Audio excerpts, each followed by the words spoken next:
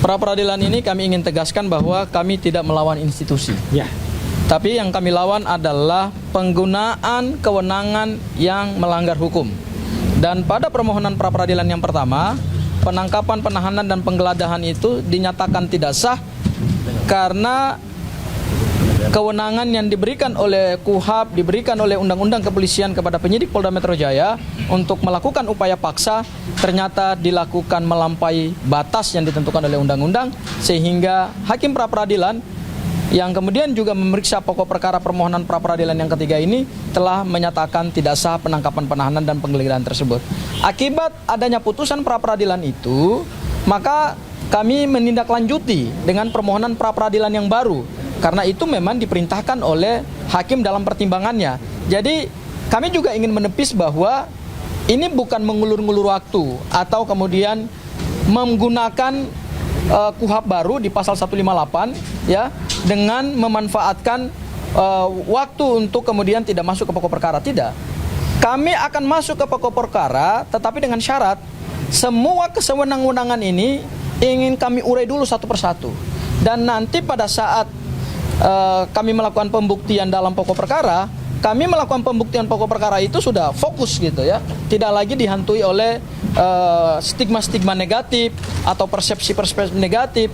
Karena selama penanganan perkara ini, tadi juga kami sampaikan di dalam replik kami, bahwa kerugian imaterial itu dihitung dari apa? Dihitung dari reputasi, dihitung dari nama baik, dihitung dari kedudukan seseorang di mata publik, dihitung juga dari kecemasan, kekhawatiran, ketakutan yang dialami oleh Mas Roy selama menjalani penangkapan dan penahanan yang tidak sah tersebut. Dan kami tadi juga di dalam replik menjelaskan beberapa fakta, ya, bahwa di dalam fakta-fakta selama penangkapan dan penahanan itu, beberapa jam setelah Polda melakukan penangkapan dan penahanan, justru beberapa relawan Pak Joko Widodo itu kan melakukan konferensi pers dan kemudian menghujat Mas Roy, ya, menyudutkan Mas Roy. Bahkan di kantor Polda Metro Jaya itu kan dipenuhi dengan karangan bunga. Seolah-olah Mas Roy ini adalah pelaku tindak pidana besar yang ketika ditangkap dan ditahan itu kemudian diglorifikasikan sebagai sebuah kemenangan gitu. Padahal itu sesungguhnya adalah pelanggaran terhadap hukum. Dan atas dasar itulah maka Mas Roy tadi di dalam replik menjawab kembali bahwa permohonan untuk ganti kerugian secara imaterial didasarkan pada perlakuan yang tidak adil dari siapa? Dari relawan, dari para pendukung, dari para netizen yang mungkin kita sebut buzzer lah misalnya, atau juga mungkin akibat dari pemberitaan-pemberitaan media yang kemudian salah dimaknai, salah diartikan, sehingga Mas Roy Halis kehilangan reputasi, kehilangan nama baik, dan kemudian juga mengurangi kedudukan beliau di dalam masyarakat. Itu yang kemudian kami ingin lawan. Dan terkait dengan permohonan pra peradilan ini, kami tegaskan sekali lagi bahwa ganti kerugian yang kami mohonkan ini bukan untuk kepentingan diri pemohon atau juga kepada tim kuasa hukum, tetapi ini untuk kepentingan sosial karena kami menggunakan kesempatan pra peradilan ini untuk masyarakat barangkali belajarlah, ya, mengedukasi publik karena kita masuk dalam rezim KUHP baru dan KUHP baru, sehingga ke depan penyidik maupun aparat penegak hukum mungkin akan lebih berhati-hati dan akan mengedepankan prinsip hak asasi manusia. Barangkali itu dari saya, Mas Roy. Tambahannya ya. Selanjutnya saya sangat Mas Roy. Oke, sebelum nanti Mas Refli akan menyampaikan hal yang lain, ya, yang ingin saya sampaikan, saya akan menandaskan dua hal. Hal yang pertama adalah tadi kalau kita dengar, ya, kenapa kami menempuh strategi pra peradilan, ya, karena kami tidak ingin seperti kalau seorang pejuang itu tidak mempelajari dulu apa yang ada di depan. Jadi kami tidak ingin quote and quote konyol gitu ya dalam memasuki sebuah ajang peperangan. Meskipun bisa saja karena itu yang terjadi ada kesalahan-kesalahan yang terjadi pada pihak jaksa ya dalam melakukan tuntutan seperti yang dialami oleh Dr. Tifa, dan itu dijawab dengan sangat smart, dengan sangat cerdas oleh tim kuasa hukumnya Dr. Tifa dengan kemudian membuat nota perlawanan atau dulu yang dikenal sebagai eksepsi, dan itu sekarang menjadi hal yang unik ya, menjadi hal yang menjadi pertanyaan banyak orang gitu, statusnya bagaimana ya. Jadi untuk yang di sana, tapi kami ingin agar kami masuk tuh fokus. Makanya mohon maaf kalau ada pertanyaan, apakah ini menjadi pra peradilan yang ketiga ini pra peradilan yang terakhir. Ya, tunggu saja tanggal mainnya. Ya gitu. Karena apa? Karena kami masih ingin lagi melihat ya, men-challenge ya gitu. Dan itu sekali lagi kita tahu bahwa hakim tunggal dari pra peradilan ini adalah hakim yang ya saya harus bilang smart ya gitu. Meskipun sempat kita kritisi juga, nggak apa-apa kalau benar kita katakan benar, kalau ada hal yang tidak benar kita kritisi. Karena beliau itu kalau ada yang sesuatu yang misalnya nggak perlu, dia bilang udah itu nggak perlu dibacakan. Tapi ketika kami tadi menyampaikan bahkan kalimat yang kita gunakan itu unek-unek ya.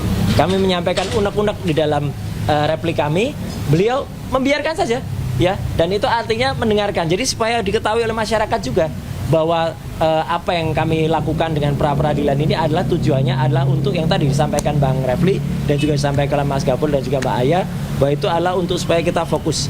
Jadi adanya pasal-pasal terutama pasal 32 dan 35 yang itu benar-benar salah ya. Itu pasal itu adalah untuk hacker, untuk tindakan hacking, dan terjadinya adalah computer crime, not computer related crime. Ini nggak ada hubungannya sama sekali ya. Yang dipermasalahkan juga masih ada tayangannya sampai dengan sekarang.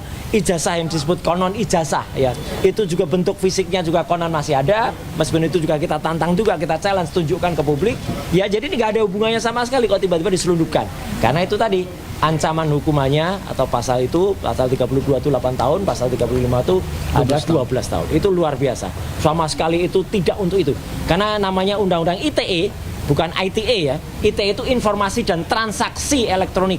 Jadi ini untuk kepentingan transaksi elektronik, untuk keuangan di dalam elektronik, bukan untuk ada orang memenjarakan orang. Jadi ini salah besar. Saya sekaligus sedih dan turut kecewa sebagai orang yang turut serta membuat atau menginisiasi undang-undang ini sejak tahun 2003. Ya, bayangkan sejak tahun 2003 bersama dengan Pak Profesor Henry Subiakto, kami kecewa karena pelaksanaannya ternyata disesatkan seperti ini. Nah, yang kedua yang ingin saya sampaikan juga adalah bahwa di dalam pelaksanaan pra peradilan ini, insya Allah ya, apa yang kami mintakan ya, kami mohonkan di dalam pra peradilan ketiga yaitu tentang ganti rugi ini dipandang sebagai suatu konsekuensi dari sebuah kesalahan.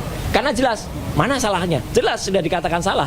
Karena namanya penangkapan, penahanan dan penggeledahan itu sudah dikatakan itu terjadi pelanggaran hukum. Jadi itu tidak sah. Jadi itu jelas salah. Perkara itu kemudian akan dikabulkan semuanya, alhamdulillah.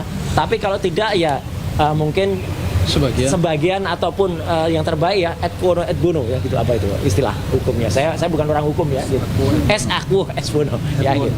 Ya itu kita serahkan kepada kebijakan. Tapi apa yang tadi disampaikan oleh Mas Gafur, tambahan dikit, itu benar ya. Saya tidak perlu menyebutkan, tapi dalam salah satu acara diskusi TV tadi malam, teman-teman bisa lihat bagaimana acara itu selama jam 7 sampai jam 11 malam. Itu isinya daging semua. Isinya, dan itu menjadi pelajaran hukum yang sangat bagus ya. Gitu. Kenapa? Tidak ada termul. Nggak ada termul yang diundang. Kalau ada termul itu biasanya masuk dan isinya wak. Nggak ada ujungnya. Tadi malam nggak ada. Prof Gayus bagus banget. Ya, ada Pak Ugroseno juga yang tadi sudah sempat ketemu di Barreskrim. Bagus. Mas Gafur tentu saja. Ya, kemudian Pak Alkatiri, kemudian Pak Sugeng dari Police Watch pun bagus, meskipun beliau kader partai. Ya, bagus kader partai PSI, tapi bagus malam itu. Ya, bahkan Ferdinand Hutahian pun yang saya pikir juga akan jadi termul, tidak, bagus banget semalam itu. Jadi itu ya Rifai biasalah. Tapi artinya apa? Tidak ada termul.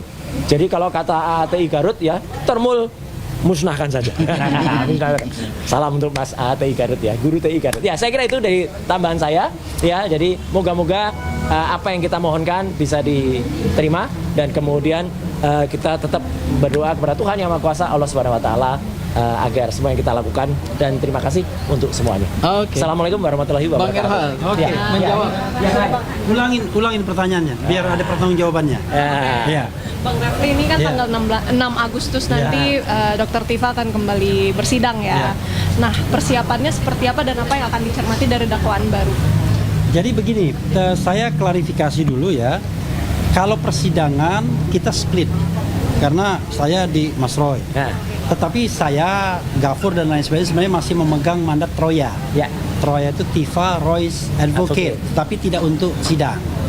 Nah, tetapi saya bisa sampaikan bahwa saya masih berkomunikasi dengan lawyer-lawyernya Dr. Tifa, ya, yang senior terutama, Bahkan kemarin itu saya bertemu dengan lawyer seniornya dan memang ya mereka sudah lama mengantisipasi. Bahkan kalau kita lihat misalnya eksepsi atau nota perlawanan mereka sudah sangat detail bicara mengenai daftar alat bukti yang diberikan dan lain sebagainya. Jadi kalaupun ada perubahan-perubahan yang sebenarnya saya dikasih matriks perubahannya, saya bisa kasihkan kepada Anda oleh yang senior di sana, Lutfi Hakim. Memang ada katakanlah ada koreksi-koreksi seperti itu. Tetapi perdebatan yang paling utama sebenarnya seperti yang Anda saksikan di acara kemarin, apakah kemudian mekanisme yang harusnya dipakai itu pasal 206 ataukah pasal 75 ayat 4, kan begitu? 206 ayat 4 juga. 206 ayat 4, 75 ayat 4 juga. Kalau 206 ayat 4 itu perlawanan. Kemudian pasal 75 ayat 4 itu adalah perbaikan.